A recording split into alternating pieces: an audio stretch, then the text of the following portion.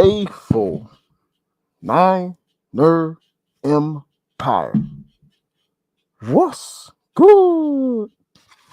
Welcome back. Welcome back to Straight Out of the Bay. We have, of course, myself, Jay, in the Bay in here tonight. Amin the Dream will be joining me shortly. But as the thumbnail says, faithful, it is a miserable Monday. The 49ers fall to 5-5 against division rival Seattle Seahawks. This was definitely a game the Niners had to win. Hell, Geno Smith he had never won a game versus the Niners in a Seattle Seahawks uniform in the past 5 games. As my co-host mentioned earlier, Geno Smith hit us with the Steph Curry good night. You know it's bad when Geno's doing that to you.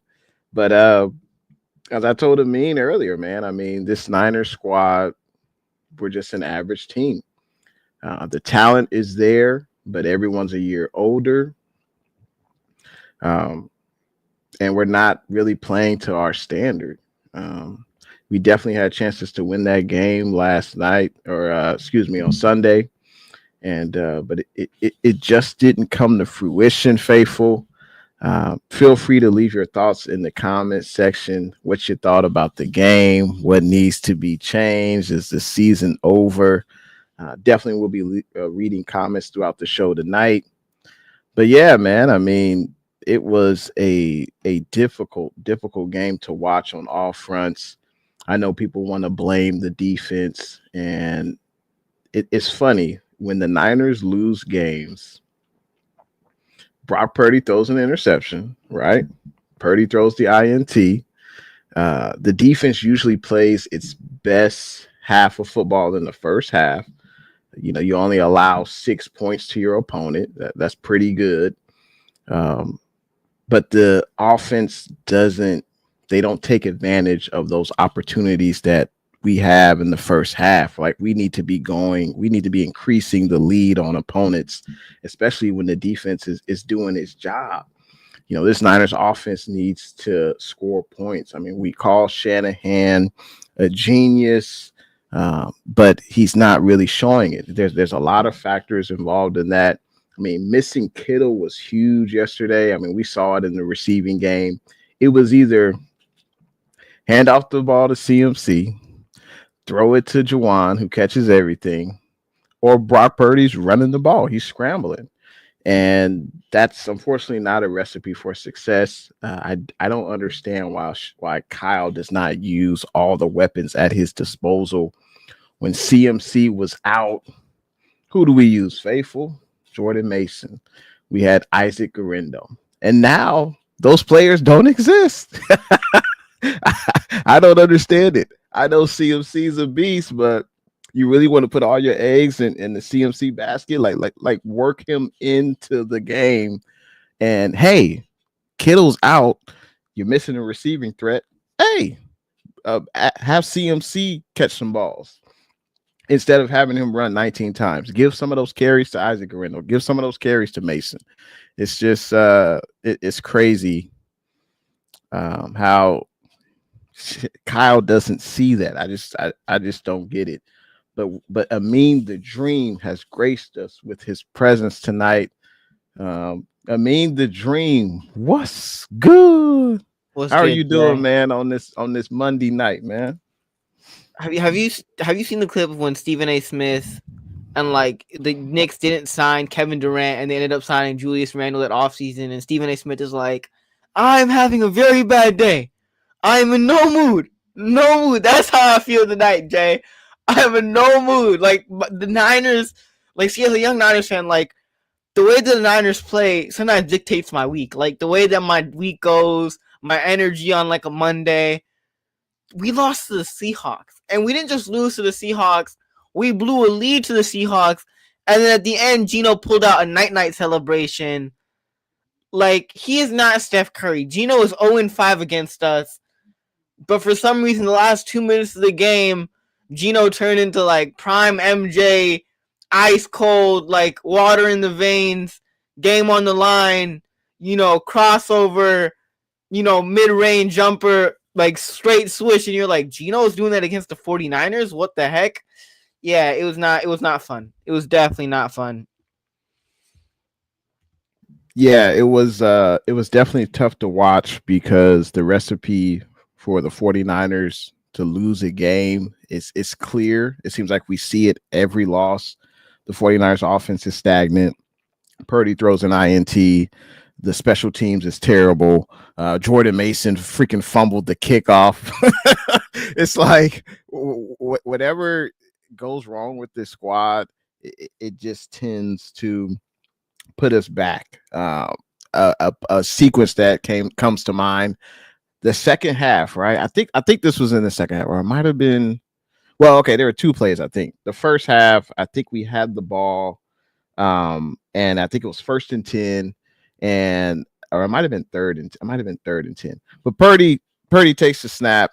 I think he got sacked on this play, but I think the tackle did a decent enough job. Let me know if this play rings a bell to you. I mean, the tackle does a decent enough job. Purdy ends up getting sacked, but I just thought that looking at the replay, Purdy should have moved up into the pocket, into the middle, and there was really no one around him, but he ended up taking that sack. Let me know if that play rings a bell to you. But I think that was at the end of the first half, I think. And I think we ended up punting the ball or something, I think. But it's just small things like that. Also in the second half, the defense does great, right? We get an interception. Isaac Yadam gets the pick. And what does the 49ers offense do? We're already in the Seahawks territory. What does the Niners offense do? You get a penalty. You get two straight penalties. Actually, sorry. CMC runs the ball, you get a first down, but then after that, you get 2 straight penalties. And then I think we end up settling for a field goal. So it's just things like that where you shoot yourself in the foot, and we've seen the results of that. We're an average squad. We can't keep having. We had 9 penalties to Seattle's 4 or 5. Like that's just not going to get it done. And I don't know if it's a Kyle thing, if it's a player thing. The players are a year older. We don't have the same guys on this defense or offense for that matter. And it's just tough to watch every week, and the schedule doesn't get any easier. I mean, I don't know if you've seen the next 2 games we play, but it doesn't get any easier, man. So I mean, what were your thoughts, man? What was like one of the most, I don't know, what was one of the most terrible things that you saw in yesterday's game that contributed to the loss, or what's something that you just want to sound off on? What's just something that's on your mind, man? I mean, like at this point, special teams, like with the whole Mason, like almost muffed it. Like special teams has been garbage all year. So like honestly, at this point, if special teams doesn't screw up in the game somehow, I'm shocked. But when it does screw up, I'm just like, all right, it's a regular special teams hiccup that they pulled another one of either a muff punt or kicker misses a field goal or some special teams issue. It's normal at this point. It's almost a regular, which it shouldn't be, but unfortunately, it's literally been a trend this entire season with this 49ers special team. Offensively, I mean, everybody said with Christian McCaffrey back, coming off the bye week, Christian McCaffrey hasn't looked the same, right? And as part of it is probably him coming off that injury, right? Him kind of, slowly coming back into it and getting back into, playing football again and playing, actual games instead of just being at practice. But the one issue that I particularly had yesterday was Jordan Mason gets in the game. You see Jordan Mason, he has an 8-yard carry. And you're like, damn, Jordan Mason, that was a nice run. He had a little cutback, gets an 8-yard run. And then you don't see Jordan Mason pretty much at all after that. And then, like, I looked at the stat sheet after, and it was like, okay, Jordan Mason had one more run for, like, 5 yards. But he had 2 carries and averaged 6.5 yards per carry. And your starting running back is struggling right now. He's not playing as like we've seen him play. He's not playing at a high level right now. And instead of giving opportunities to Mason and Garendo, you continue to put Christian McCaffrey out there, which is like, Kyle, it's not that Jordan Mason can't play in your system. It's not that Jordan Mason isn't a good runner. All of that has been proven already. Jordan Mason, when he had to step up, he did. Jordan Mason is a good runner. He's a good running back. He stepped up when you needed him to step up in Christian McCaffrey's absence, yet you still decided not to play him, even though he was effective in his 2 yards, in his 2 runs that he had in the game. And Garendo, I don't even think Garendo got any touches in the game. And it's like, Kyle, That doesn't make sense at all. Because at that point, it's not that Mason and Grendo are incompetent or they're not capable. Is that you have this trust issue that, oh, we have Christian McCaffrey back, so I'm not going to play Mason and Grendo that much. Why do they need carries? They shouldn't be out there on the field. That doesn't make sense, Kyle. Like it's just illogical. First quarter, you guys scored a touchdown. Fourth quarter, you guys scored a touchdown. Moody made his only field goal of the day. But your offense to be that atrocious is just unacceptable. And I'm not going to blame the defense because the defense, for the most part, except for on that last drive, it kind of reminds me of the Jimmy Garoppolo 49ers, where the defense is trying their best. They're hustling. They're putting up a pretty good game for the most part. And at the end of the game, the defense just gets tired because the offense isn't carrying their share or carrying their load, and the defense get tired, and at the end of the game, they allow a touchdown, and we end up losing the game. It's like the Jimmy Garoppolo days, where like the defense is doing all they can, and at the end of the game, they finally break a little bit, and then, other teams score the touchdown, Niners lose. But there was a tweet that I want to read out to you, Jay, and this guy's name is Kurt Benkert. He was a former, I don't know if you've seen this tweet, but he was on the 49ers practice squad last year, and he said, the 49ers offense doesn't adjust protections. They just throw hot. Other teams know this and can force their hand in critical situations, just like we saw in the Super Bowl last year. It's mind-blowing stuff that a simple flipper would fix. There's a happy medium, in my opinion. Some plays do not need a protection change, and it makes sense to go out and throw hot, while on critical downs, you should only be calling the best plays possible. And there should be few tools for every quarterback to get edges protected the right way. This is what Jordan Love does so well on third downs, especially in the red zone. During my time in San Francisco, this was the number one thing that made no sense to me. If there was a clear and easy answer, why not empower your quarterback to get you into the best protection? This stems back to Shanahan's history as a receiver, in my opinion, instead of seeing it through the lens of a quarterback. But what do I know? I'm just a YouTuber. Hey, I mean, that's part of Kyle's flaws, as you just illustrated. I think he needs. I mean, that was great, and that was from a practice player. You said he used to be on the 49ers practice squad last year. Kurt Benkert used to be on the 49ers practice squad, and I think that's part of the problem. I think Kyle needs not a middleman. He needs someone that can, I guess, not question him, but kind of. Well, maybe he does need someone to question. But Jay, let's be real here. Why are you doing? He won't allow it. We won't allow it. His ego's too big. But it's like then how do you improve if someone who is not in your favor? That person is not in your favor. They're not against you, but they're just looking at you. I think they call it impartial, right? So, hey, Kyle, here's an area where you need to work on. What are you doing to work on that area? Like, there's no one like that in the building. I know his dad is there, but I don't know how close he is to the squad. I don't know if his dad gives him pointers, but yeah, I mean, he's got areas there he definitely needs to improve. And I think you do need to empower Brock. You're about to pay this man $40-50 million a year. Like, he gives him more responsibility. Jay, someone said it because I was watching the Cone Phone earlier, and someone said it in Grant's chat. He said, "Kyle's an alcoholic. He has a problem, but he refuses to address. He refuses to acknowledge and address the problem. Forget about even addressing it. He refuses to acknowledge that there is a problem in the first place, and that's an issue with Kyle. Is that I don't think Kyle can't adjust or that he's incapable of adjusting. Kyle doesn't feel like there's even a need to adjust, and that's where the problem is. Because it's not that we know Kyle Shanahan has some creative play designs, and he's a great play designer.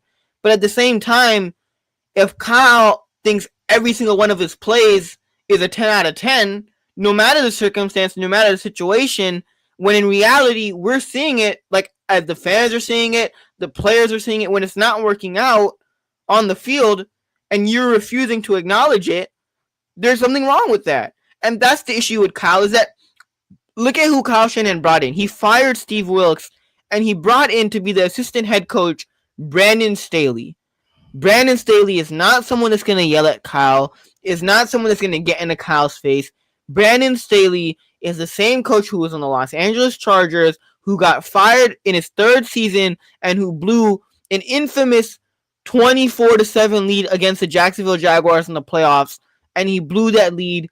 His players, his locker room, they didn't really like him. He got fired. Kyle Shanahan brought in a younger version of a Kyle Shanahan. Kyle Shanahan basically brought in the defensive version of Kyle Shanahan as the assistant head coach. And have you seen like some of the stats of like the Chargers now versus the Chargers when they under Brandon Staley?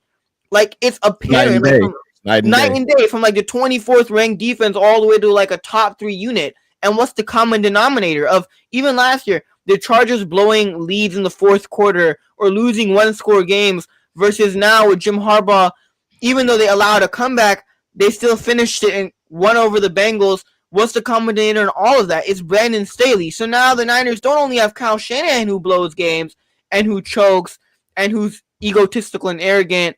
Now you have Brandon Staley who also chokes, who also can't close out games in the fourth quarter. Now you have 2 of those people in the locker room and in the in your organization. But this is what Nick Bosa and some other players wanted. They did not like sideline Steve. They forced him to come down from the booth to the sideline. And there's a crazy stat. I don't know if you heard about it in the chat, but when sideline Steve was here last year, I think the Niners did not allow points in the fourth quarter. On 11 games. And this year, we've allowed points in the fourth quarter every game. So it's crazy how things change in a year. Now, Bebop Jones was good. He did say that, Greenlaw, Ward, and Kittle out is a difference. And there's definitely truth to that. I think Dre Greenlaw compared to Devondre Campbell is like night and day. I think we see that on the field in every game. But real quick, I just got to say what's good to everyone that's in the chat right now. We got Jose Avila, Daniel, RM, E. Kim, a modern elder, Bebop Jones, Ragnar. We got Chompy. We appreciate everyone that's tuning in to the stream right now. Yeah. Make sure you hit that like button. Make sure you subscribe if you haven't. Jose says, I'm so pissed off because of ego. We let go of Harbaugh. We should have never let him go. He is a tremendous leader of men and a great coach. He knows how to get the best out of his players. Yeah, I think every Niner fan can agree with that we never should have got rid of Harbaugh. But that was a Jet issue. Yeah, exactly. They didn't jive. So that we all know that. But yeah, man. I mean, the injuries definitely were an issue. Missing George Kittle. Obviously, he's a huge difference maker in the running game.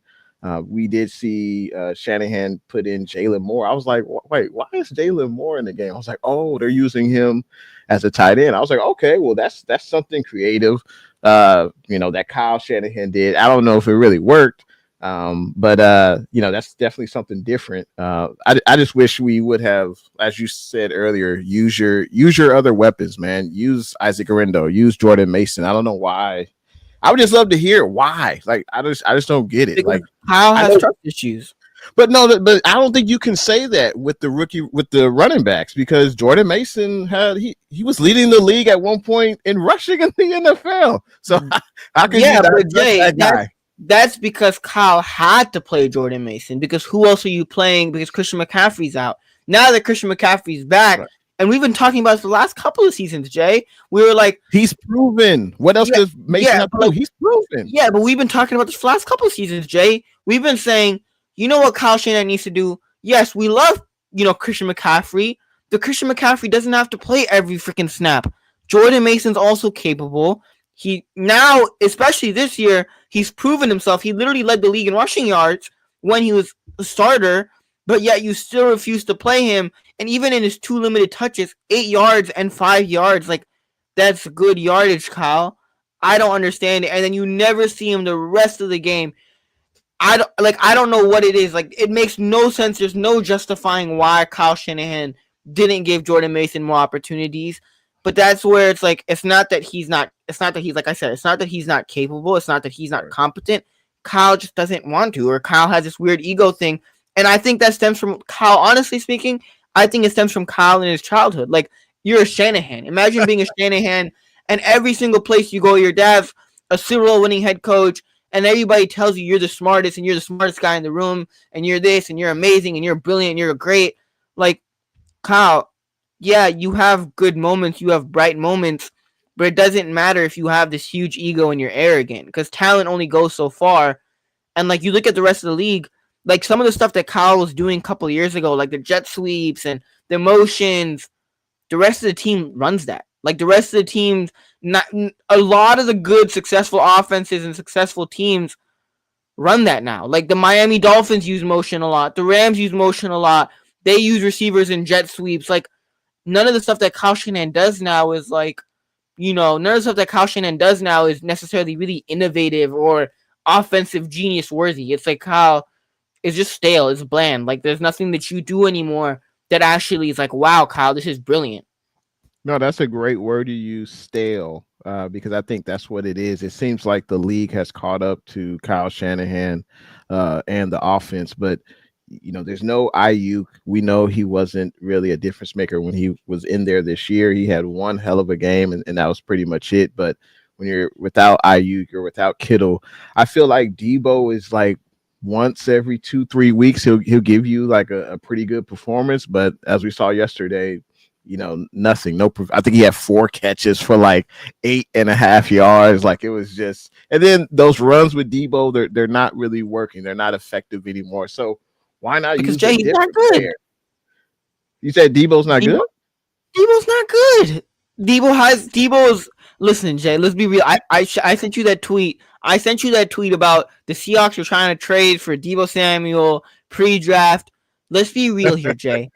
Debo Samuel as a pure receiver is not good. He can't separate. He drops wide open slant passes. He is not good as a pure receiver. What makes Debo so good is the way that Kyle Shanahan utilized in the last couple of years, the way that he was used in this offense. That's what made Debo Samuel Debo and this amazing freaking phenomenal player, right? The Niners didn't sign him to be a pure receiver, though. They used him as the wide back. They used him as an all-around guy who can catch the ball out the backfield. He can run the ball as well, and also he can run some routes. But yeah, he may be a step slower. I think it may be he can't have back-to-back great performances anymore. Or maybe Shanahan needs to get him more involved in different ways. I don't know what it is, but when was his last great performance, Jay? Like, let's really when was Debo's last, like, I would say Philadelphia last year. That was his last, like, Debo honestly, going crazy with it. Yeah, I mean, when I think about this season, I mean, nothing comes to mind. But I mean, so okay, you look at his best game this year as far as a receiver. Week 2 at Minnesota, he had 8 catches, 110 yards. So since then, he had a game where he had 3 catches, 1 catch, 3 catch. Didn't play against KC. He had a game where he had 4 catches, 5 catches, and 4 catches, and he's only scored 1 touchdown. So I mean, he's definitely well paid, overpaid, but the Niners paid him based on one season. They paid him, based on one. Hey, real quick, what did you think about, Debo telling Jake Moody, lock in? What did you think about that? Debo did what every Niners fan wanted to do on the couch. Okay, like even I was watching that game, and I'm like, even I was living. So like, Debo honestly did what every Niners fan who was sitting on their couch wanted to do, but couldn't. Like Debo's a man of the people. That's one thing I will say, because Debo, and like I'm not gonna sit up here and say it's okay to smack teammates and all that. But honestly speaking, Jake Moody, he's not good. He's not good. And like I'm not saying that he can't be a future NFL starting kicker. But at the same time, the same reason why the Niners got rid of Trey Lance, because he wasn't ready yet. And some Niners fans will say Trey Lance is a bust. Trey Lance isn't good. He hasn't developed. That's fair to say, even though I still think Trey has potential. But like Jake Moody, he's not good. He's not good right now. And I'm not saying that he can't be better later, but he's not good right now. And for a team that claims to be a Super Bowl team, a Super Bowl championship caliber team that wants to win the Super Bowl, you can't have your kicker missing 3 field goals in a row. Like, it's just unacceptable. Moody is good. He's just in his head.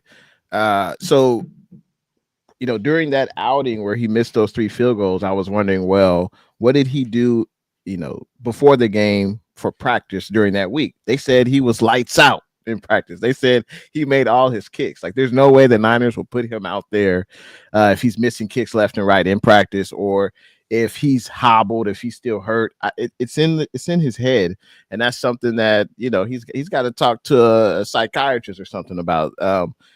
Will he ever justify the Niners drafting him with the 3rd round pick? Probably not. I mean, probably not. But to say he's not good, I wouldn't say that. I would just say right now we had kickers coming off. He hasn't instilled right now. He hasn't instilled confidence that he's going to be lights out. I mean, look, you just saw Justin Tucker. Look, you saw he missed 2 field goals. I mean, it happens, man. It happens. Listen, there's no kicker who's 100%, all the time. I'm not expecting you to be 100%, Jay. And I don't care if Jake Moody becomes the next Justin Tucker. Right now, he isn't good. Jake Moody looks like a man who has 0 confidence. He walks around with 0 confidence. Every kick that he kicks, it's like, please go in, or please don't be. Like, it's not like a kicker who's walking out there like, I'm going to ice the game, or I'm going to make this. It's like he looks like, even in interviews, he just looks like he lacks confidence since last year, Jay. And 3 missed field goals in a row. And it's like, I'm not saying that a rookie kicker can't struggle, but when I see kickers coming off the street who are making 55-yarders right down the middle and 56-yarders right down the middle, and I see Jake Moody missing a 40-yarder, and even his field goals that he does make, it's like it barely creeps in, and you're like, all right, Jake, you didn't miss this one. You didn't screw this one up. It's not like it's right down the middle. It's like he barely creeps it in, and it's like, all right, Jake, you did your job. When Anders Carlson and freaking who's the other guy, Matthew Wright, are making kicks right down the middle. That's a short sample size, wouldn't you agree? It's a short sample size, fine, but Jake Moody, you're a 3rd round kicker. Like you're not an undrafted kicker. You're a 3rd round kicker, and I don't care if my undrafted kicker misses a field goal, right? But when my 3rd round kicker is missing 3 field goals in a row and is missing, and even when the kicks that he does make, it barely goes in. Even going back to last year, like I think people forget this, but y'all remember in the Super Bowl, Jake Moody, he had the longest field goal in Super Bowl history, baby. But Jay, and then he comes out and he misses Jay, and then he comes out and misses a PAT. Jake, I mean Jay, he misses an extra point. Really, really, like so Jake is 17 out of 21. For kicks this year. That's 81%. I mean, that's pretty good. I mean, it's good. It's not bad. It's like a B in class. That ain't bad, man. Jay, I'm not saying that's bad. Yeah. But I'm not saying that's bad, Jay. But like even for example, like the stats like sacks, right? There's guys that get sacks who 6-7 sacks, whatever, they get sacks, right? But then you have to, when you watch the games, or you look at those sacks, right? Like there's guys like Max Crosby, Myles Garrett, TJ Watt, that when they make a sack, it's like game on the line. We need our defense to come up clutch. We make a sack. That's an impactful sack. It's not like end of the game, Drake Jackson comes in, he gets a sack. It doesn't matter. You're already blowing out the team, right? You get a sack either way. But I'm saying is like, are you making meaningful kicks? And when you look at Jake Moody, it's like when we need him, if it's like 10-13, and we can go up 6, right? We can go up 6 against the opposing team, and Jake Moody misses a field goal. All right, that sucks. Other team scores a touchdown. The Tampa Bay game. All right, Jake, maybe we could tie it up or even go with another lead. Misses a kick. It's like, come on, Jake. Like you're missing meaningful kicks. I don't care if you miss a game at when it doesn't matter, but when you're missing meaningful kicks that actually matter in the game, that'll have an impact on the game, that'll decide the game, and you're constantly missing. It's like even going back to last year, Jay. Honestly speaking, Jake Moody looks worse this year than he did last year. Like how? He, based on the percentages, I mean, his percentage is down a little bit. Last year it was 84%. This year it's 81%. So he is a little down. He did miss what? He missed 3 games, 2 games at least. But I agree with what Steve-O said. The backup kickers couldn't kick off to the 15-yard line.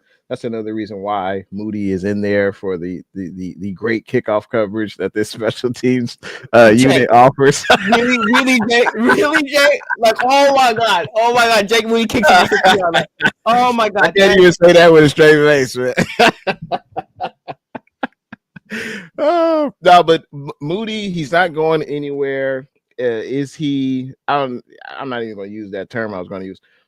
Does he have? I think it's up here. That's with Moody. He can make the kick. He's talented. It's just up here, and I don't know if he's going to be with the Niners for the next 10 years. I don't know. I don't have time to figure out what's up here, Jay. I don't. And that's fair. What Moody hasn't done, he's made kicks, he's missed kicks. What he hasn't done is instill confidence from the fans. I don't know if his teammates trust him, whatever, but that's definitely one thing that Moody has to improve on. Because he did have one game, he was 6 for 6. And you did say that the kicks, they have to be made when they're on the line, but with this inept offense, every kick is important because we know we're not going to score touchdowns in the red zone, and we know we're only going to put up 13 points a game. So, hey, he's got to make all his kicks. I think we can agree on that. I started Matthew Wright, and Matthew Wright gave me 19 fantasy points. I started Jake Moody, and he only put up 12 because he missed 3 field goals. Okay, he's not even impacting the 49ers. He's impacting my fantasy team, Jay. This is. Yeah. And that's very important. If you're impacting your fantasy team, we gotta pull the fire alarm, baby. we gotta bring Matthew Wright back. I need those 19 points in fantasy, man. That's funny. Hey, we appreciate everyone who's leaving comments. I think Jose asked Jose had a question about his comment about Belichick. He says if you have a coach named Belichick out there, that's probably the only guy I would replace Kyle for. I know Amin's been floating the name Ben Johnson. I want Ben Johnson. Hey. One great thing about Ben Johnson, I will say, he uses 2 running backs. Thank you, Jay. You will see Jordan Mason huge, man. That's huge. You will see Jordan Mason with Ben Johnson. You look at the best teams. I know Detroit is probably the best team in the NFC. They utilize 2 backs, Kyle. So why don't you? It's okay to say, let me take a step back. Let me look at a team that's rocking and rolling. The Detroit's lost 1 game this year, I think. Yep. And they got 2 great running backs, man. You could have the same. We got 3. You have this. I just don't get it. Yeah, it's got to be ego, right? Because it's right in his face, and it's not like he can't say this season, I don't trust those guys, even though partly it's his fault because you have the ultimate decision power in whether these guys play, but you've seen them play. So I don't understand why you want to run CMC. And I hate when people used to say you run a player into the ground, but I think really, Shanahan, you are, man. These guys have been proven. Mason and Isaac, they belong in this league. They can produce. You just not giving them an opportunity. It sucks to see. But for Jose's question, so is there any other coach? Because I know you're on the Fire Kyle Shanahan campaign. So other than, would you be interested in Belichick? Because I think we need a offensive line. It's literally just Ben. It's literally Ben Johnson. And if it's not, then I don't know what other alternatives the Niners have. I would give Ben Johnson a blank check to come coach this team. The 2 running backs, right? You would see Jordan Mason getting involved, right? Not only just Christian McCaffrey, you would even see Isaac Guerrero, right? Getting involved somewhat.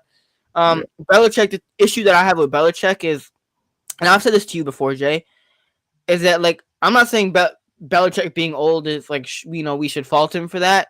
But when you look at the last couple of years without Brady, some of the coordinator hires that he made, I think Bill O'Brien is offensive coordinator, Matt Patricia is offensive coordinator at one point for the Patriots. It's that doesn't make sense, Bill. It's I feel like when you look at a lot of the successful teams who have won Super Bowls the last couple of years, except for the Tom Brady Buccaneers, all of them have been led by offensive-minded head coaches who are younger guys, like a Sean McVay, right? Or teams that even made it to the Super Bowl, right? Like a Zach Taylor, or Andy Reid obviously has made it there with Mahomes, but there are a lot of young, offensive-minded, smart, up-and-coming head coaches. So for me, it's Ben Johnson. I'm not a huge fan of Belichick. I think I'm not saying that he's not a good coach. Belichick is a legendary head coach, Hall of Famer, one of the best of all time. I just don't know in today's modern NFL if Belichick can adapt enough to where he can win a Super Bowl again, unless he has like a Mahomes or Josh Allen as quarterback. But yeah. You said it best. Like his decision making with his coaches is definitely questionable, and also his you look at the last, I don't know, five years of his drafts with trying to add talent to the New England Patriots. He had, like, when he first got there, he had some great talent, like Ronnie Harrison, Willie McGinnis, like he drafted Troy Brown, like old school guys. But then the last 5 to 7 years, I don't think the talent's really been there, at least offensively. They definitely can't draft a wide receiver to save their life. Defensively, he definitely added some talent.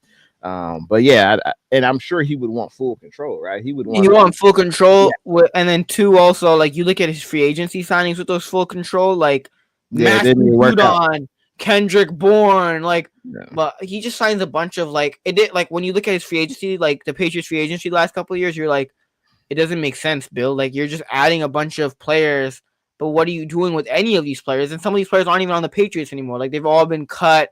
They've all either been released, right? Like, you're just like, it doesn't make sense. It definitely looks bad when you don't have a quarterback.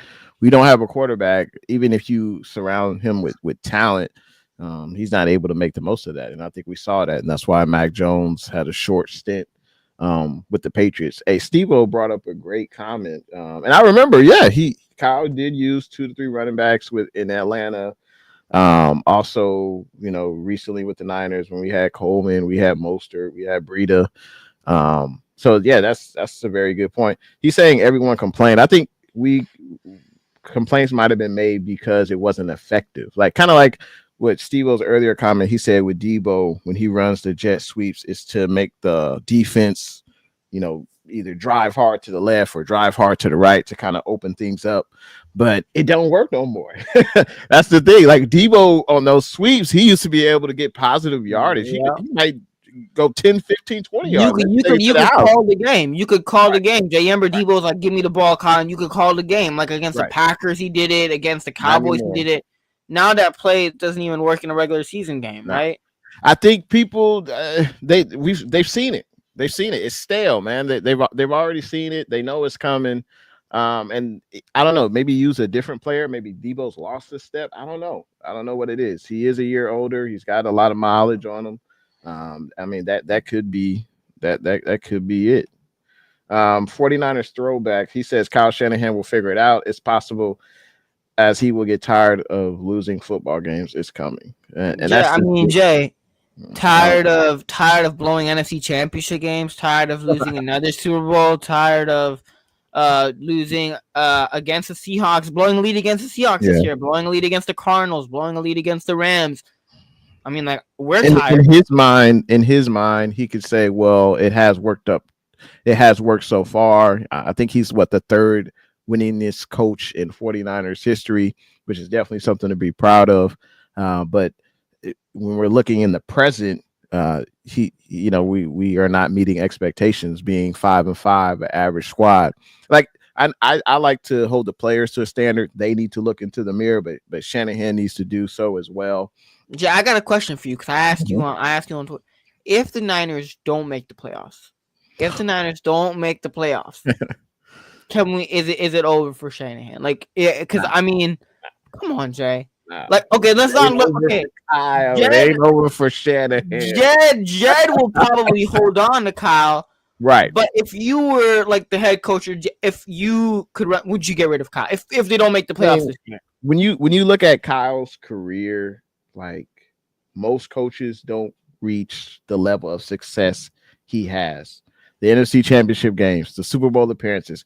Y'all could say he blew those games, but most coaches don't reach the pinnacle. I mean, Andy Reid was fired. Philly would say, yeah, it worked out. They got a Super Bowl with Peterson, and now they look good. But I mean, now what I would say, is it possible you use that word stale? Maybe Kyle's message is getting stale. Maybe it's time for him to move to another, and that's a fair argument.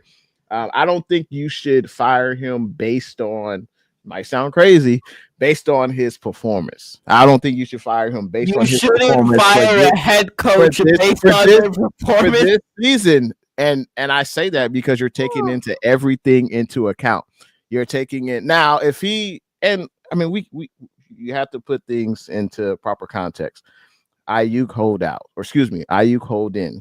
Trent Williams hold out. CMC was hurt most of the year. I mean, all these things they go into it. It's not excuses, but it is a part of the story. Jay, there's no way to be fired. No? Kyle had control over all those situations. We can't use that as an excuse for Kyle. If Kyle doesn't make the playoffs this year with this roster, right? Like, I mean, at a certain point, the way that I look at it is, if Kyle would have won a Super Bowl, it would have been in 2023. Like, it would have been in 2023. That was the year. That's a different question. If is Kyle going to win a Super Bowl with the Niners? That's a totally different question. I know you say, yeah, but no. you have a head coach who you have your head coach on your team, expecting him with this roster, expecting that he'll win a Super Bowl at least, right? At least one. But if you know that your head coach won't win a Super Bowl, then what's the point of keeping him? No, that's fair. And well, I would say that's definitely fair. Jed said last year that he would have been satisfied with the team if they had lost to the Detroit Lions in the NFC Championship game. So I think that's part of the problem. He's just happy to be relevant. Hey, they're making money. The stadium is sold out. They're not a trash squad. That's what Jed is happy with. And that's part of the problem. He needs to light a fire under Shanahan's ass, which he won't do. But that's part of the problem. But nah, I wouldn't fire him after this year. Now, if we had the same results next year, not make the playoffs, I think it's time. Honestly. But that's a wasted year, Jay. That's a wasted year with this team. Is it safe to say that Brock has regressed? I used the R word. Is it safe to say that he's regressed this year? I mean, you look at his touchdown to interception ratio. That's looking like, dare I say, Jimmy G. Okay, Jay. I'm gonna play devil's advocate here. Okay, all right. Because while Brock, I think, isn't as exceptional as he was last year, because Brock was really good last year. He was off the chain. But at the same time, I think that what you expected last year from Brock isn't what you're gonna get every season from Brock, and also isn't gonna give you a consistent Brock Purdy week to week. Because Brock Purdy's a good quarterback. He'll make the throws. He's a really good game manager. He's an above average game manager, and he'll make plays with his legs. But at the same time, when you look at Brock Purdy, I wouldn't put Brock Purdy in the same category as Josh Allen and the Mahomes. Those quarterbacks that game on the line when you need them to do something, or when your team is, dealing with injuries and is battling with some issues, that they could overcome all of that and step up and win you the game. Now, Brock Purdy, obviously, last week he had that game-winning... Was it last week he had that game-winning drive, and he did his thing? Brock is a good quarterback, but at the same time, things haven't been easy for Brock this year, right? Like with the injury to Christian McCaffrey, the circumstances for Brock this year haven't been great. Now, should Brock hit the throw to Deebo Samuel? Sound like excuses to me. Nah, Brock should hit the throw to Deebo Samuel at the end of the game, but at the same time, you're expecting Brock to be this top 10. I think he is a top 10 quarterback, but you're expecting Brock to be this amazing, game-changing quarterback when Brock isn't that, right? Like, I'm not saying that missing easy passes is acceptable, but Brock isn't Josh Allen. Brock isn't, Patrick Mahomes or Lamar Jackson. Brock is a good quarterback who's an above-average game manager who can make plays here and there. But, I mean, also in Brock's defense, Kyle Shanahan, you've heard like the Kyle Shanahan said, we give Brock everything. We already put a lot on his plate, and but Brock isn't even allowed to call audibles at the line. Like, Brock isn't allowed to call audibles at the line. And I think Shanahan said he could switch to another play or switch to a hot route, something like that, which is probably different than what upper echelon quarterbacks have, but I think Kyle did say that. But when have you seen it, Jay? Like, when have you ever seen it on the field? When have you ever seen? Yeah, when has he ever audibled? Have he ever audibled out of a play? Because let's be real here. Sometimes the coverage, sometimes when you watch the plays, it's not like every single play in every single Niners game this year, the play calls has been perfect by Kyle right when he calls them. So when you hear quarterbacks call audibles and do this, and I haven't seen that once from Brock this year. And I've seen every Niners game this year. You've seen every Niners game this year. I haven't seen one of those from Brock this year, right? Yeah. And like Grandizer said it really well. Like they expect Brock to do something that he's not, right? Like they expect, what's up, Grandizer? And congrats on the Miami Dolphins, right? Like it's 2 wins in a row. They might rally back into it. But like they expect Brock to do something that he's not. They expect him to be something that he's not. Because Brock isn't a Lamar Jackson or a Patrick Mahomes. Brock can run your system better. Brock can run Kyle's system really well. But at the same time, like, and Brock makes some plays, right? Like with his legs. Brock makes some plays and steps up. But he's a playmaker, yeah. Brock does some good things, but like he's not Mahomes, he's not Lamar, he's not one of those quarterbacks that like, we need a winning play here. Go out and go crazy and put your team on your back and go make a winning play. Otherwise, like, so I think we have unfair expectations out of Brock. Really? My expectations are based off, his first 25 games where he set the NFL league on fire, being this Mr. Irrelevant player. So as soon as he stepped on the field first versus Miami, I mean, he's been hella good. He's had a lot more good to great games than terrible games that I can remember. But this season, I think he has regressed. I think him not having the rapport with the Ayuk show, with BA doing the hold in, that definitely affected him.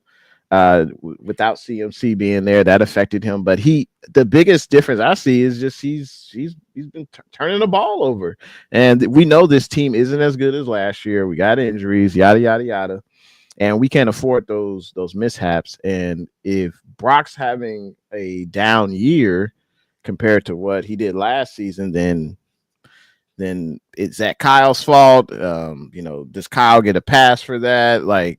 But Jay, it's not even Brock that's having a down year. The whole team is having a down year, Jay. Yeah. Like, can you really criticize Brock? It's not like, oh, the team is playing beyond their expectation and Brock is sucking, or Brock is playing below average.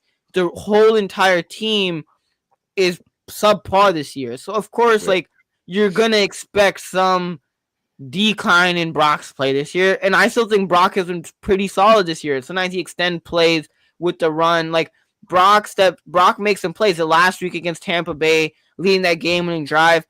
Brock does what he can, but like when the rest of the team is, kind of going downhill a little bit, like what do you expect from Brock's play? You want Brock to freaking be Patrick Mahomes or Josh Allen? Like he's not those guys. So if the team is going downhill, you can't have the same expectations for Kyle.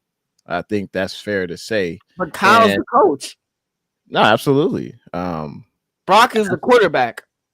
No, absolutely. But you could argue that, well, when Brock throws a pick, we lose a game. I mean, that pick when he threw the CMC, I was just like, what the hell is he doing? When draped all over him, huh? And when Jared Goff throws 5, Ben Johnson and Dan Campbell are able to overcome that. And we can't overcome that. Yeah, but then if you can't expect your quarterback to not throw an interception or not make mistakes, sometimes your quarterback will have bad games. But you, Kyle, have to be able to overcome that. I'm not expecting Kyle to overcome that and win every single game. But Kyle, when Brock Purdy's having a bad game or he's struggling, instead of dropping back and running shotgun, run the freaking ball. Or give Brock Purdy a screen pass. Or give him a slant or something short. Yeah. But no, Kyle Shanahan's, or give him play action. No, Kyle Shanahan's running empty sets and making him drop back and running shotgun passes for Brock Purdy.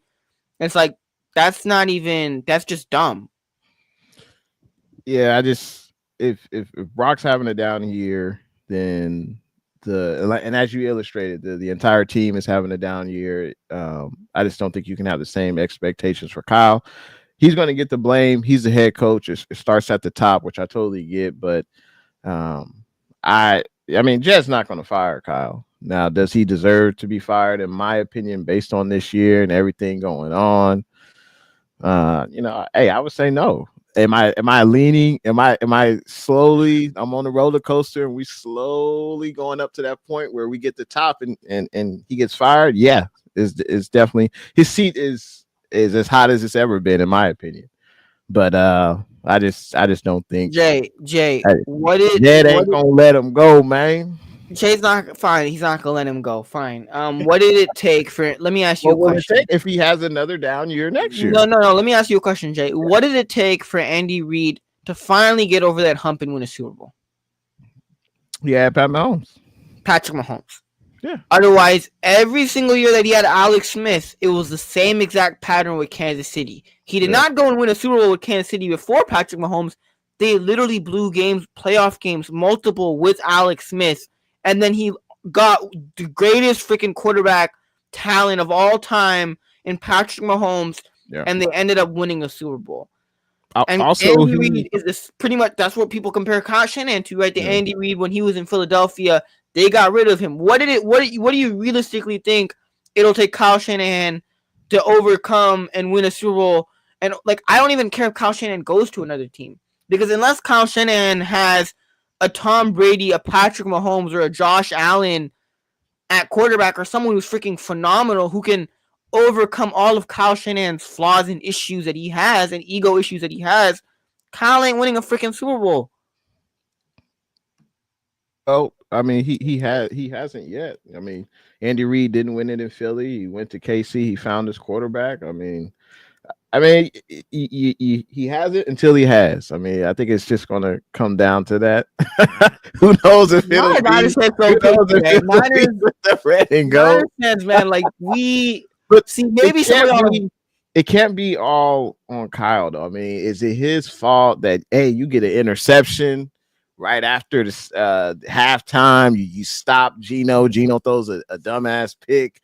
And, hey, and how do you capitalize on that? It's not his fault that, hey, the guy wasn't lined up right. Well, I guess I mean, I'm sure they're not discussing that in practice. Actually, I'm sure that's a position coach thing. Like, oh, you need to be lined up correctly. Oh, you got a holding penalty, Aaron Banks, and now you're behind the sticks, literally. And that's not his fault. But that's what we've seen. It's the penalties. And I guess you could say, well, there's a lack of. I mean, usually the best teams don't have a lot of penalties. They usually don't get heavily penalized. And I guess you could say, well, that's coaching or whatever, and that would lead directly to Kyle. But when you shoot yourselves in the foot, it's hard to overcome that, especially when we're missing players, when we're not the same squad this year. Everyone's a year older. It's, you know, I'm willing to give him another year based off his track record. And we've had a track record of success, and most coaches will never see that. So, but clearly Amin is ready to move on. I would love to hear what everyone else feels in the chat. Are you ready to move on from Kyle, or hey, do you think you should give him another chance? I would love to hear you guys' thoughts. Appreciate everyone that's in the chat right now. Make sure you hit that thumbs up button. There were some injuries in the game yesterday. We saw Cowling. I think he was on a punt return. He got knocked upside his head. It turns up he has a concussion, so he was out the rest of the game. I think Juszczyk got banged up, but I think he went back in the game. Bosa has the oblique. Supposedly he may miss the next few games. I guess we'll have to watch that closely. We have to monitor that situation throughout the rest of the week. Am I missing anyone that got hurt? Oh, Purdy, right? Well, he didn't get hurt during the game, but Kyle Shanahan said that Purdy's dealing with some a sore shoulder, and that'll happen when you have to, run 11 times, and he was taking some hits. Purdy was taking some hits during that game. He's not going to be able to do that 17 games in a season. So I'm surprised Josh Allen hasn't been hurt, man. The way that Josh Allen went around, but he's also a big dude. He's like 6'5", 250. Like he can take the pounding, but yeah. So I know you talked a little bit earlier about the defense. You said that you didn't want to blame the defense. Not in this game. Not for this game. I think the defense. It's hard to. You can say that they can't finish, but when you only allow 6 points in the first half. I think at the beginning of the fourth quarter, you had allowed 14 points. It's like, what else do you want them to do? Like you expect them to shut out. And now if Sideline Steve was here, hey, maybe we would have some shutouts in the fourth quarter. Nah, but Sideline Steve also wasn't the answer. That Super Bowl, you remember that Super Bowl? It was like a third. What was it, like third and 3? Yeah, like it was something like that. And then like he brought an all-out blitz, and I'm like, dude, you're bringing in all-out blitz from Mahomes. if Mooney Ward would have, but and that's also someone else who wasn't there yesterday, Mooney Ward. Now the defense was terrible, and I guess was Smith and Jigba, was he invisible out there on the field? Like nobody could guard him. The brother had like 11 catches. He had 10 catches for like 110 or something like that. So that that wasn't a good performance. DK didn't have like the deep 60-yard bomb to the house, but he was getting some catches. So guys make plays. Guys definitely make plays. Let's see. Jose, I gotta address this comment. Jose says, whoa, Jay. That's a low blow. Brock has not regressed. He is playing outstanding football. If you want to blame Brock for regressing, that's on the head coach on his play calls and the scheme of it. I think it goes both ways. So you're saying the scheme is the reason Brock is throwing interceptions like crazy? He's got like 9 interceptions on the year. Like you can blame that all on. It's 100% on scheme that he's throwing those picks. I mean, we saw what you think that was on scheme when he threw the CMC. The guy was draped all over him. I mean, come on, man. Like we've seen Brock throw some questionable picks. Dare I say Jimmy G like picks? I mean, and I think it's fair to say that based on Ayuk not being there, Debo a year older, not really involving Kittle early on. I think it's fair that Brock has he's not as spectacular. He'll have spectacular moments. He'll have some spectacular games, but then he'll also have games where he's throwing multiple picks. And I don't think you can blame that all on scheme. That to me, that's just decision making. I know Brock wants to make a play. I appreciate it. But he turns over the ball, and when he does, that hurts him. Jay, that's fair to say, fine, but Brock has also done more than he's had to do in this offense. Right? Like Brock has also done more than he's had to do in this offense with the way that he's had to extend plays, with the way that he's been using his, like every single game. When you look at his over and under on rushing yards, it's pretty much been over every single game. I think Brock has like 260 something rushing yards this year, right? It's like Brock has had to do a lot this year with his legs, which he shouldn't have had to do in the first place. Right.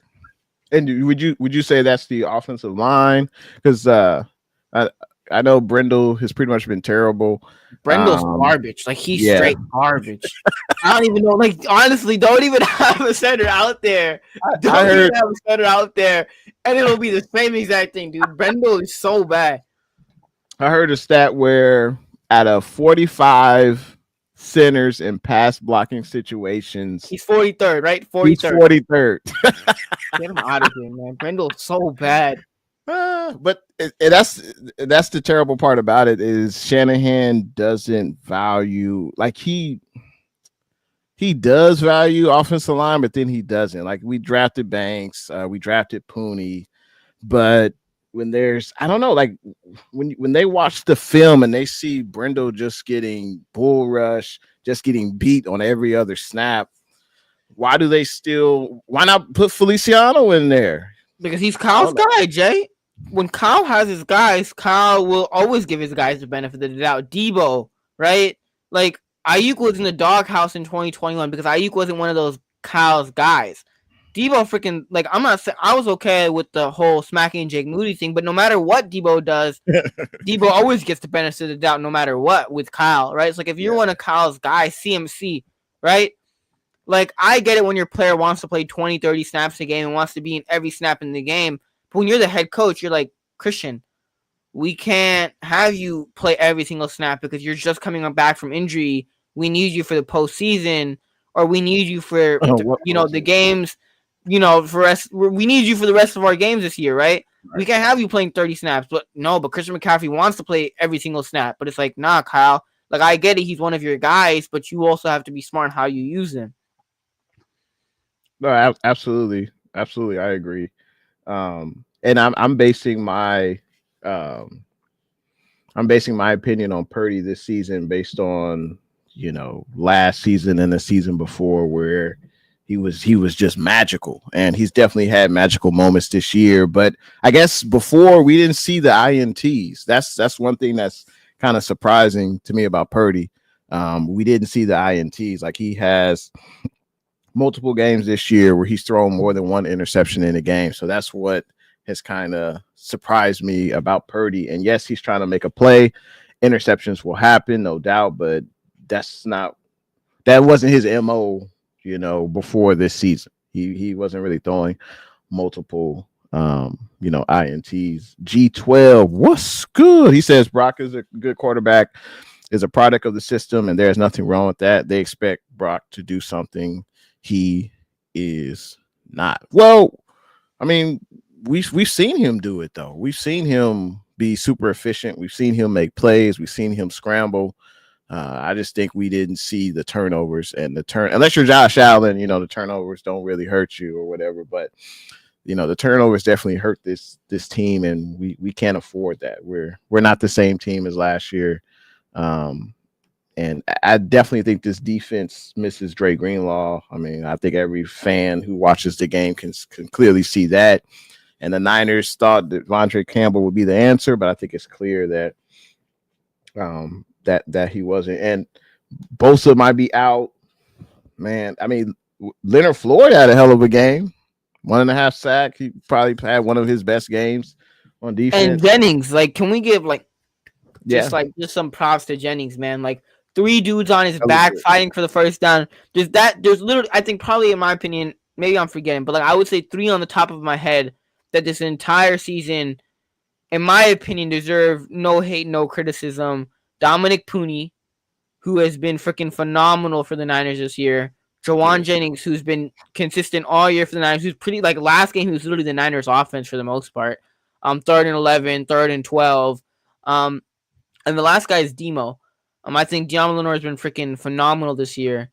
I'm glad we locked him in 5-year, $92 million contract. He got the back. I'm glad the Niners got that done before free agency and before the price was gonna, get driven up. But I'm glad the Niners got that done. But those are 3 guys, in my opinion, that for this entire year have been nothing but they've probably been the only 3 bright spots on the 49ers team. And Fred, I'll give Fred some props, even though he misses tackles sometimes. But players are gonna miss tackles sometimes. It's okay. He was non-existent in yesterday's game. Yesterday he only had 3 tackles. It was yesterday he wasn't it, but for the most part, Fred shows up every single week. He's a leader in that locker room. So Fred, but besides those 2, but the only thing I will say about Demo that pisses me off, even yesterday post game, he was like, "Conehead, I'm gonna knock that chin strap off of your whatever," and I'm like, dude. Why are we addressing Kenneth Walker? You lost another game. It doesn't matter, dude. And that's something about Demo this entire year. When you look at all of the losses, we lost to Arizona, but it was because of the heat. That's why we lost to Arizona. Or they got lucky. The Rams got lucky this week. It doesn't matter.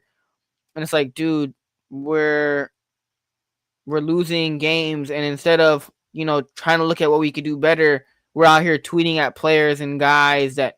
Just okay, Demo. A great saying. You want rain, you can't complain about the mud, man. And that's part of Demo's just his mentality. That's what he brings on the field. He'll hit you in the mouth. He don't care. He'll talk about you on the field, off the field. I don't like it either, but that's his mentality.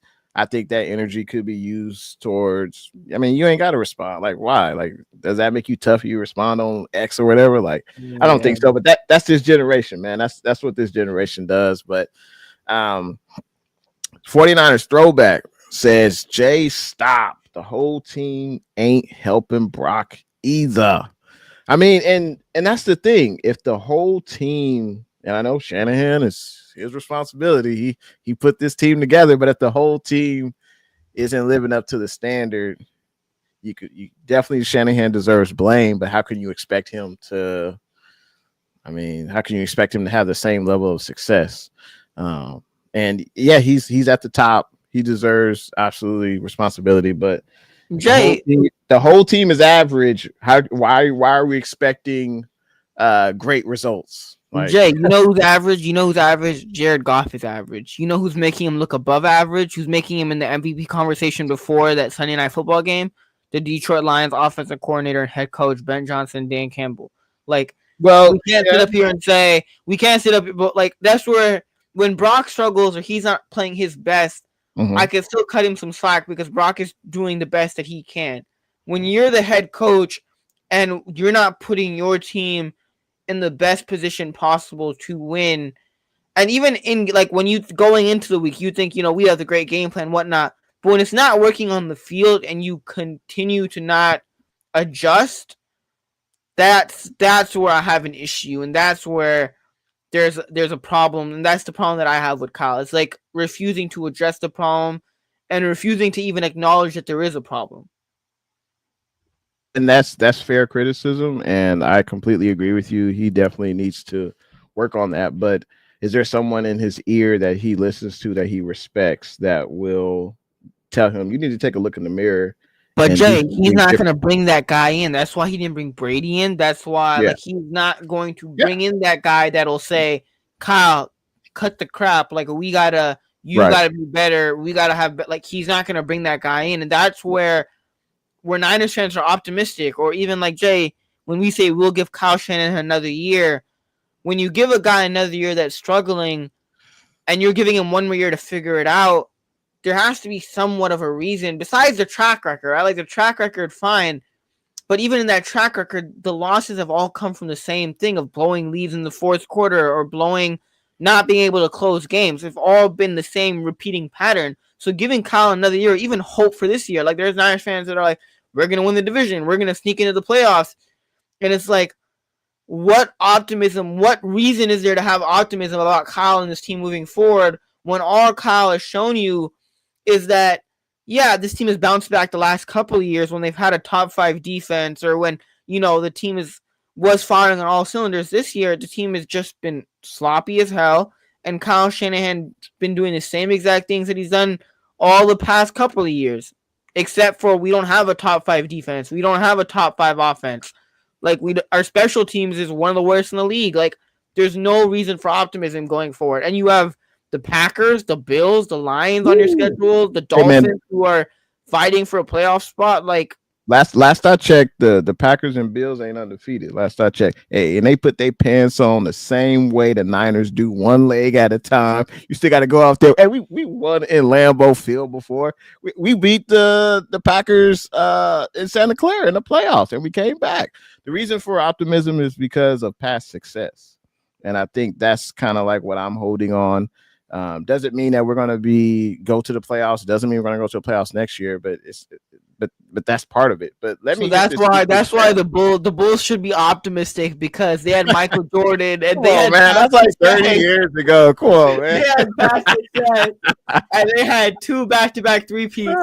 That's why the Bulls should be optimistic. That's like 30 years ago. Jordan's banners still hang at the United Center, so there's reason for optimism because of past success.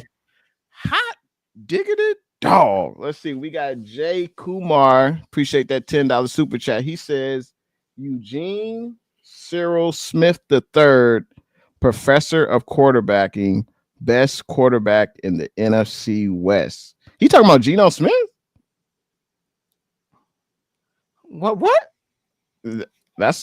I thought he was just saying a name. Like I didn't know. I didn't realize that was Geno until you said Geno. I don't know if that's his. I don't know if that's Geno.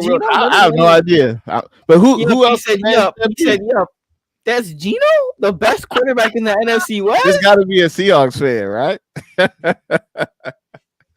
No, but like you said, man, I like what you said. How Ben Johnson is getting the best out of Jared Goff, right? Well, didn't Kyle get the best out of a Mr. Relevant quarterback when Brock was super successful?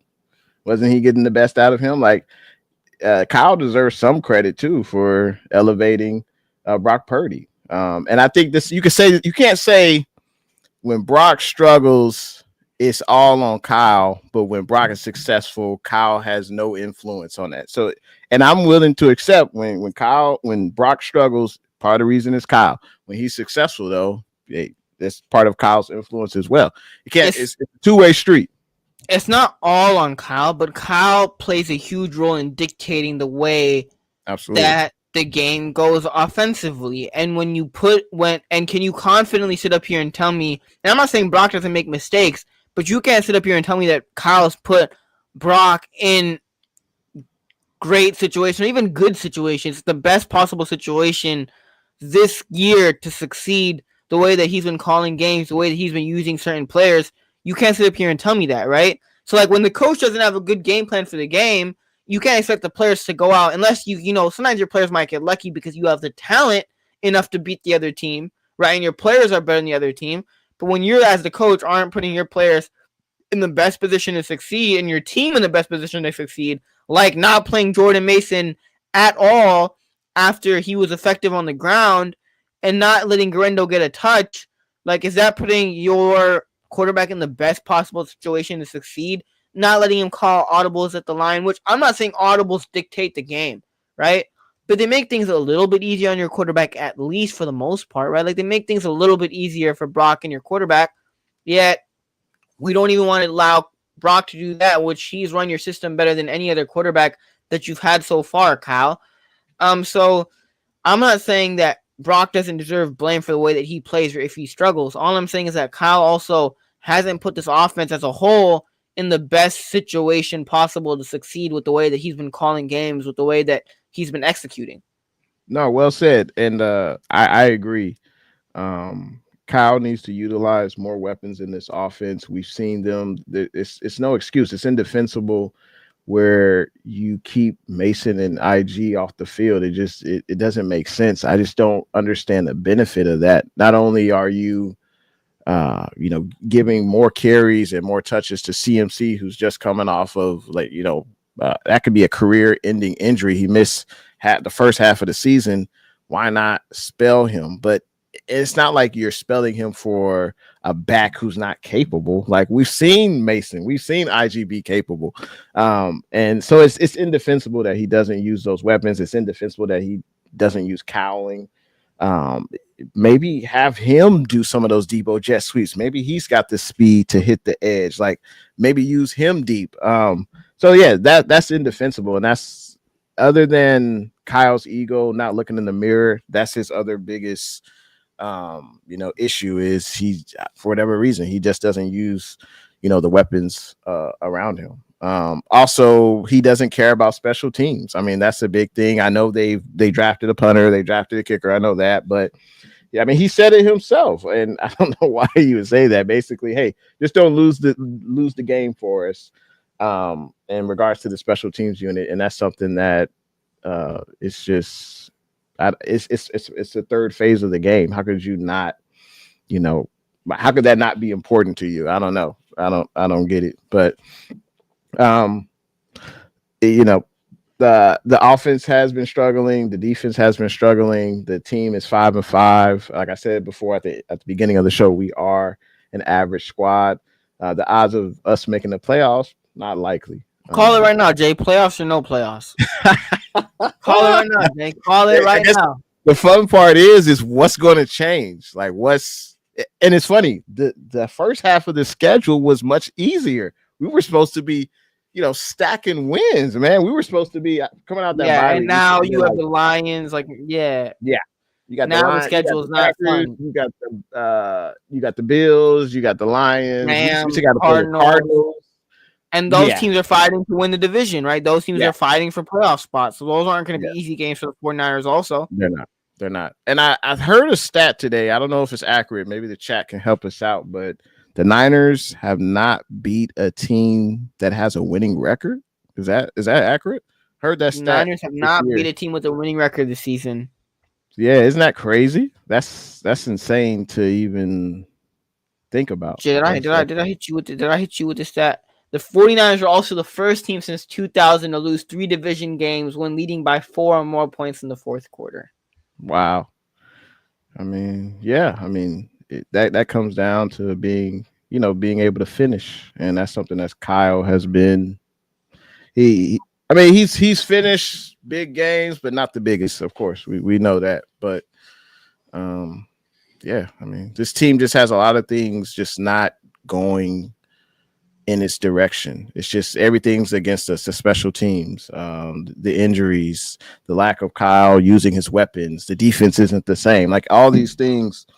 And Brock is regressing. I know he had great games, man. I know he had some great games, but I mean, he and when I say that, I'm not saying he can't get back to where he was, and he will have some great moments. I still think Brock is a franchise quarterback. I'm just holding him to a standard based on his previous play. That's all I'm doing.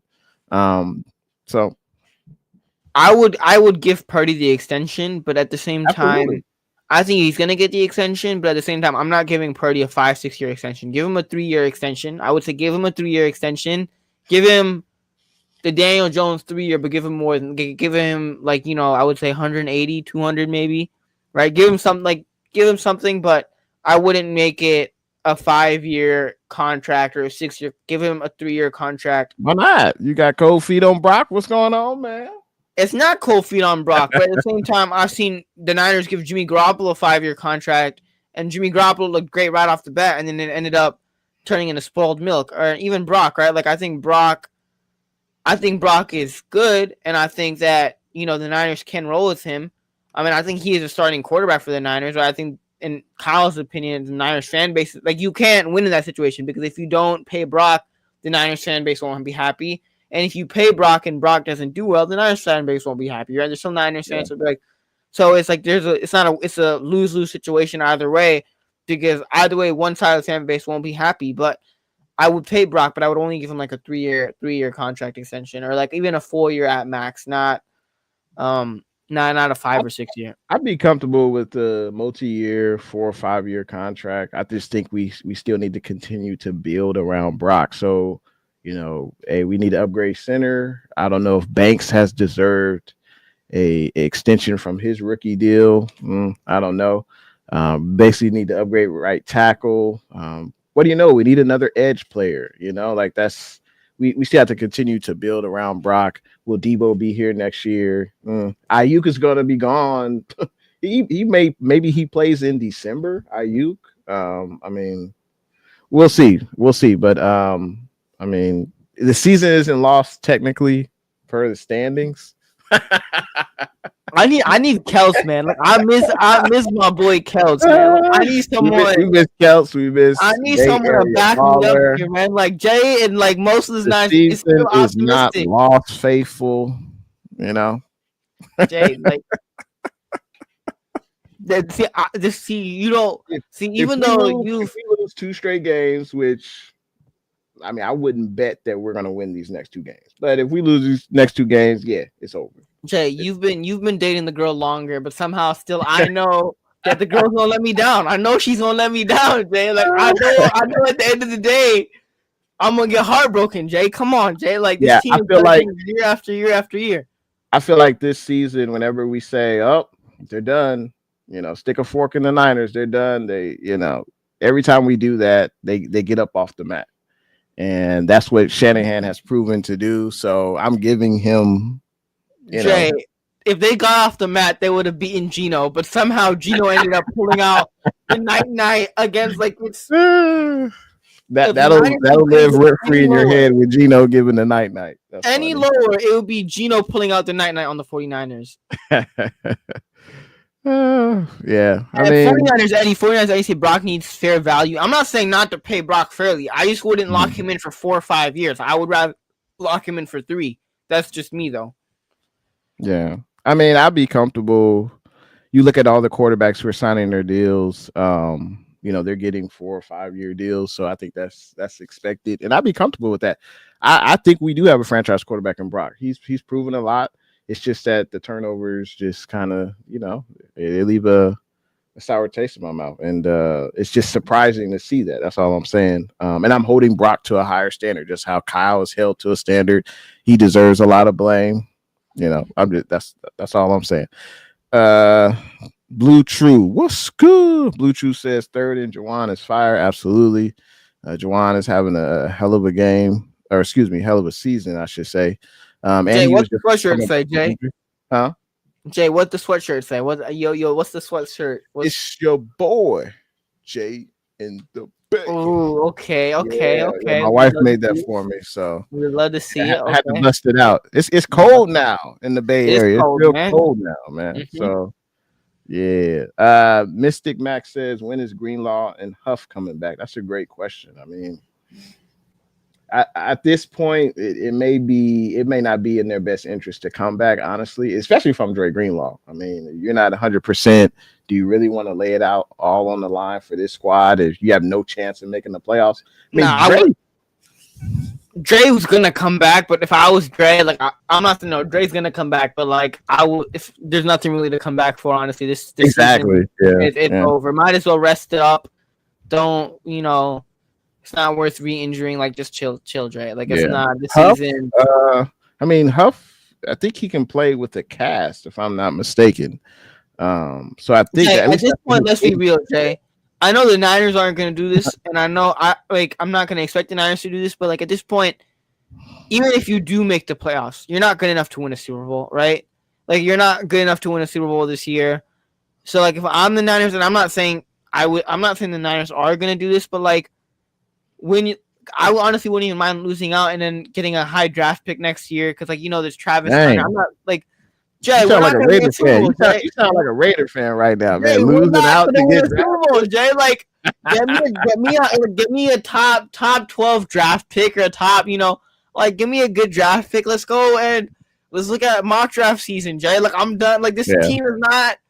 Even if we sneak into the playoffs, Jay, you really think we're gonna win a Super Bowl this year? No. Hey man, we can get hot, man. Hey, Dre may come back. Huff may come back, man. Yeah, but that's what I've been asking every Niners fan. Is there's what reason do we have for optimism? Christian McCaffrey comes back. He's not looking the same. Kyle Shanahan has look at the division, Jay. We have a loss to the Seahawks, Rams, and the Cardinals. Last year when we made it to the Super Bowl, we were 5-1 in the division, and the last loss came Week 18 against the Rams, which we rested all our starters. So like. Yeah. What reason? Like we're 1-3 in the division right now. Like, what reason do we have for optimism? Like at least before we could say Christian McCaffrey's gonna come back. Now it's like Christian McCaffrey's back, and somehow we put up less points offensively with Christian McCaffrey against the Seahawks than we did without Christian McCaffrey. So it's like, yeah, it's crazy. Yeah, what reason do we have for optimism? I don't know. Like unless this Niners team shows me otherwise, and like that's the funny thing is like. I still feel somehow the Niners are going to bounce back and beat the Packers, and everybody's going to be like, we're back.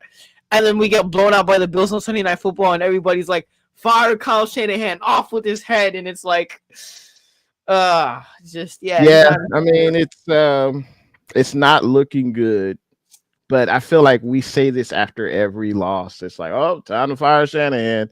Oh, season's over. Like, I feel like we say this after every loss, but if you ask me what's going to change, I mean, I ain't got no answer for you. Maybe Pearsall gets more involved in the offense. He had no impact on the game whatsoever. Pearsall looked like he could be a player when he gets involved in the offense.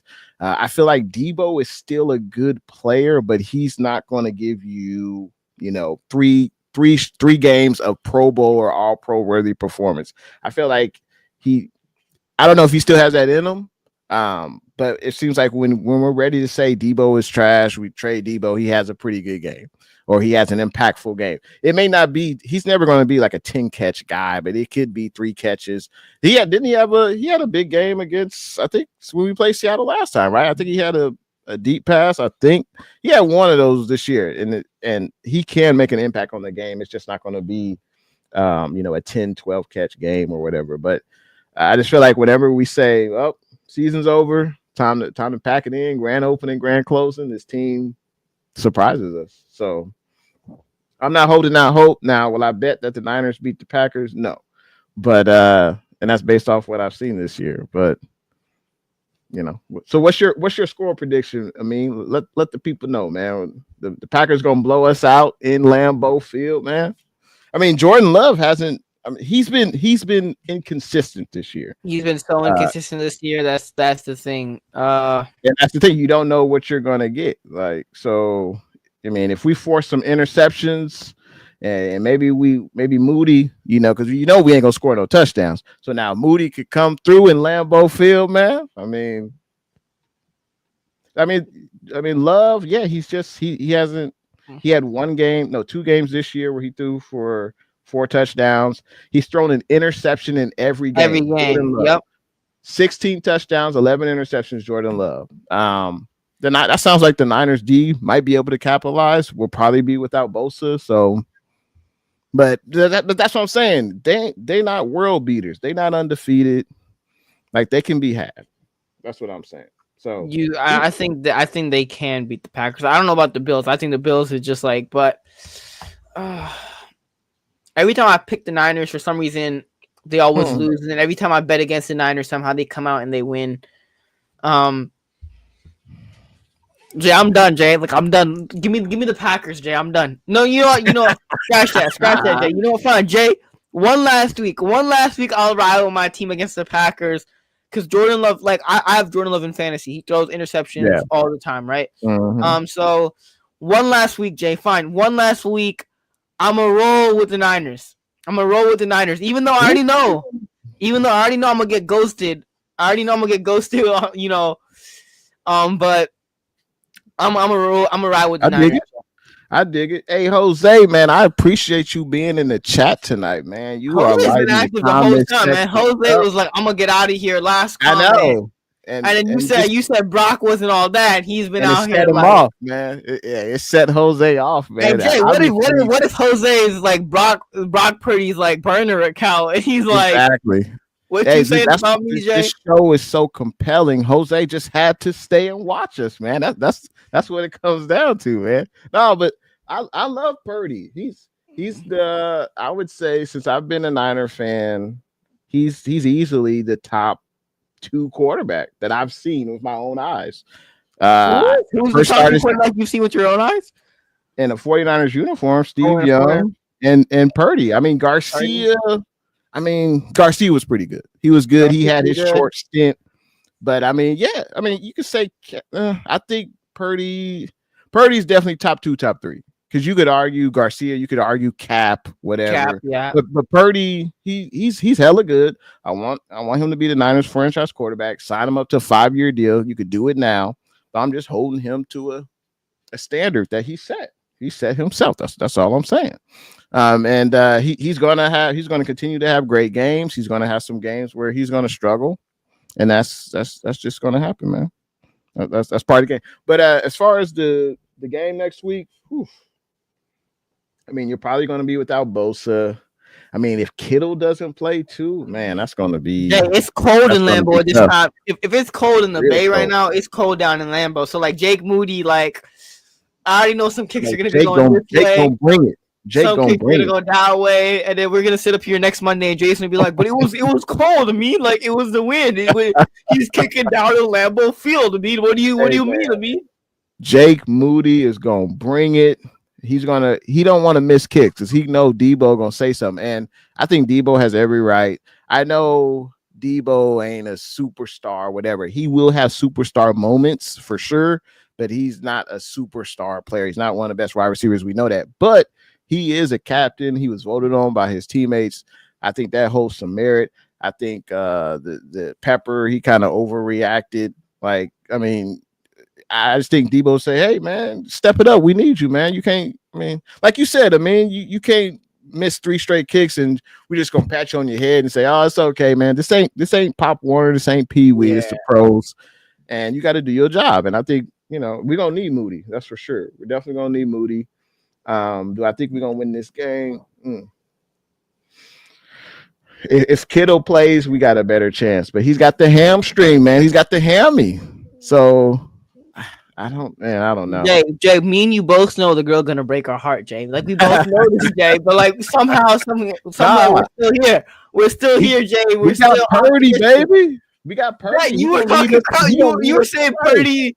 You were saying Purdy regressed this year, Jay. What do you mean, Jay? You can't sit up here now. We out here like, yeah, but we got Purdy. We got Purdy. You mean like we got Purdy, baby. He's like Jose said, he's number 5 in QBR this year or something. Like we got get out of here, Jay. Get out of here. You were not saying that like in the beginning of the stream, Jay. You were not saying that. You were not preaching that. Jose said something about his QBR. Like when you look at Purdy, he's had some great games and then he's had some blunders.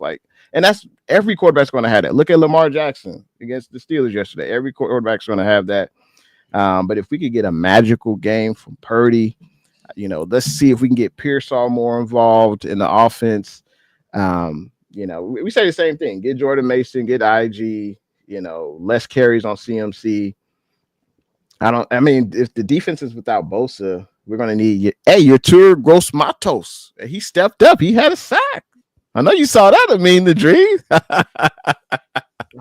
So, I mean, we'll see, man. We'll see. I don't think we're celebrating Tour Gross Models. That's how low this Niners season is. We're celebrating Matos.